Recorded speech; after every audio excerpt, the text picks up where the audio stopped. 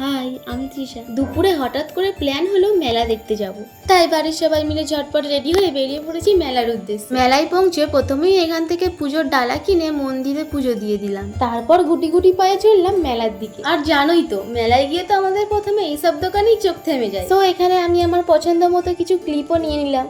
তারপর চলে এলাম এই কাঠের দোকানটা, আর এই কাঠের দোকানটা থেকে মায়েরাও দেখছিল তাদের কিছু পছন্দের জিনিস। অনেকক্ষণ ধরেই ঘুরছি, তাই খিদে তো পাবি, তাই সবাই মিলে কিছু ফুচকা খেয়ে আবার মেলা দেখা স্টার্ট করেছি, কারণ এই মেলাটা হলো আমাদের এখানে সব থেকে বড় মেলা। আর ঘুরতে ঘুরতে ভিড়ের মাঝে হঠাৎই চোখে পড়লো এই 7 টাকার দোকানটা। এই 7 টাকার দোকানই ছিল মেলার আকর্ষণীয় দোকান, তাই এই দোকানে ছিল প্রচুর ভিড়। আর প্রত্যেকেই দেখছি এই দোকান থেকে মনের আনন্দে জিনিস কিনছে, আর সেই আনন্দেই দেখো এদিকে আবার ঝড়ও উঠে গেল।